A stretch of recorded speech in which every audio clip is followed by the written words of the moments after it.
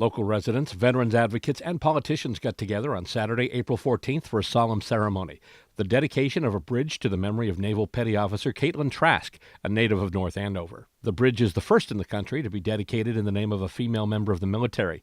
It is located on Industrial Avenue, the connecting road between Route 125, Ward Hill, and Route 495. Representative Linda Dean Campbell, who filed the initial legislation on Beacon Hill to name the bridge, began the day's proceedings with a message for Caitlin's family. Mary and Don Trask are the strongest and kindest and most selfless people you'll ever meet. And this bridge is in part a testament to the values that you instilled in Caitlin. She went on to tell the assembled crowd some of the things Caitlin did that earned her a special distinction during her time in the Navy. Caitlin Trask could not wait to join the Navy in order to serve and protect our country. She passed on several acceptances to prestigious colleges, and she loved the challenge of Navy life and her fellow sailors. She passed on her first Christmas off so that a fellow sailor could be home with his family, as his dad had recently passed away. Francisco URENA, the Commonwealth Secretary of Veterans Affairs, explained the importance of the day. This bridge dedication not only connects those that are traveling above this 125 connector, but it'll have Caitlin's name.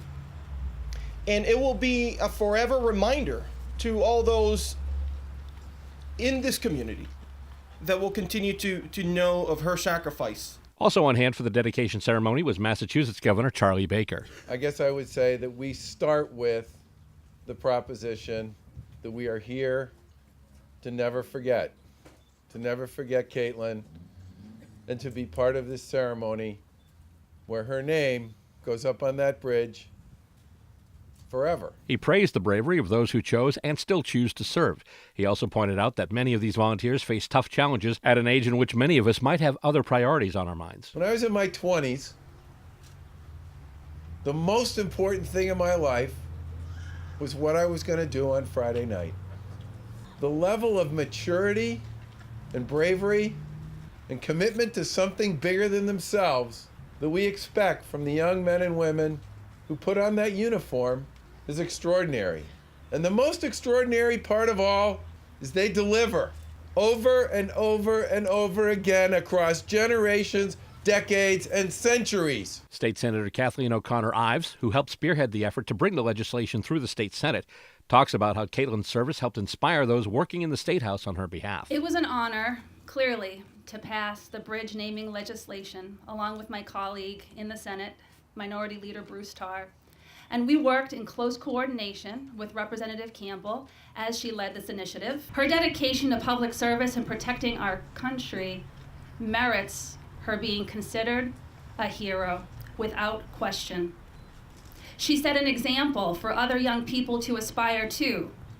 And in fact, the Trask family are heroes too, for they have faithfully kept her memory alive.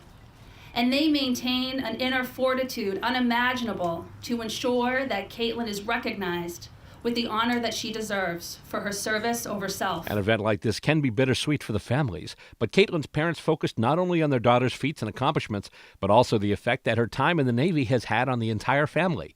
Caitlin's father, Don Trask. Caitlin was inspired by the events of 9/11 to do something to make our country safe from terrorists. She had already been deployed once to the Middle East and was ready for another 9-month deployment when she was killed. We have stayed friends with most of her shipmates. They come up here, we go down to see them. One of her shipmates didn't have a dad, so she asked me if I would do the honor to walk her down the aisle, because I would never ever get a chance to walk Katie down the aisle. Mary Trask, Caitlin's mother, conceded that her daughter knew the possible risks, but had no qualms about doing what she wanted to do in the Navy. Katie had on her Facebook page, "Happy are those who dream dreams and are willing to pay the price to make them come true." She paid the price. Though the day did mark a sad remembrance, it also proved to be an inspiration due to the turnout and the support shared by the crowd assembled to remember Caitlin on her special day. The presence today of so many veterans organizations, some literally who came from across the country to be here today, traveling many days, was just a testament to the spirit of our community, to the spirit of our country, to honor those who serve and continue to serve. Putting the whole event together involved a lot of time and hard work, but Senator O'Connor Ives has no regrets over her part in the proceedings. Organizing today was the least that everyone could do to show support for the Trask family, because they suffer this loss every single day, but they get some solace in keeping her memory alive, so we're just honored to be a part of it. Petty Officer Trask died on February 12, 2009. She was getting ready for her second deployment to the Middle East at the time of her passing. 9 years later, her memory lives on, both in the hearts of her family and friends, and now on the bridge which bears her name. The bridge dedication event took place on April 14th, just 2 days before what would have been her 30th birthday.